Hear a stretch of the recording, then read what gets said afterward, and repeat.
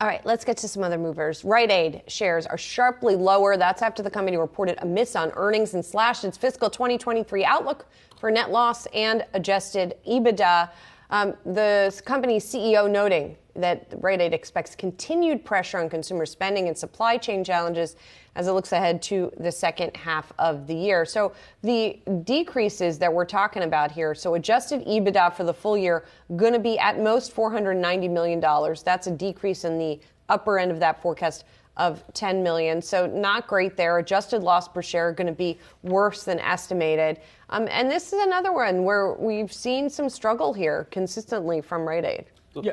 Go ahead. Oh, no, I was just going to say that this business comes down to two segments. It's retail and it's pharmacy services. And within the retail side of the business, which really accounts for the bread and butter, the majority of the revenues that come in, it's still this larger question of how they're going to mitigate some of the margin compression that's taking place over this most recent quarter, especially showing up in the figures where even on lower revenues year over year, they're seeing the net losses widen right now. And that particularly is something that investors are going to be paying close attention to when that'll start to turn around, especially within the retail pharmacy segment. We've continued to hear guest after guest talk about both healthcare and within the healthcare segment, the pharmacy side of that and fulfilling a lot of those prescriptions. And I think that's where retail and Rite Aid specifically plays such a critical part in that broader economy, broader market, and that portfolio play even that some of the guests have laid out. I have like 10 retailers in my head from a consumer standpoint that I really don't care about anymore. And this one is Rite Aid. And other ones I'll share the whole list on Twitter, but it's JCPenney and Aeropostale.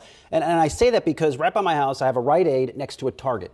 Now, I'm going into Target. When I go into Target, I can do my full shopping. I get my groceries, get my other various items I need, and then I go into the CVS. There's a CVS inside of every single Target. It's one of the first things that CEO Brian Cornell did. And that ability to offer one-stop shopping is why you're seeing just these continued dreadful results from a Rite Aid. Look at the photos we were showing there. It looks like a completely just terrible shopping experience, and it in fact is. You go into that store, you can't get groceries. You can maybe get a pre-made sandwich, but you can't do your grocery shopping for the week, and that is a huge, huge, huge problem. What are you getting in CVS that you can't get in Target? Well, you can go, it's like just medicine. one stop. It's one stop. So I can get my prescription filled at CVS. I go pick that up, and then I'm going down to Target at the same time. I'm picking up my steak, my meat, my cereal, whatever it is. Then before I leave the store, I go pick up my prescription. All one trip. Well, so that's the next big foray that Target is trying to make now too, which is going to be interesting to watch, because even if you have the annexation of all of these locations that are so kind of annexed to each other or have been historically because it made sense because Target didn't have a pharmacy,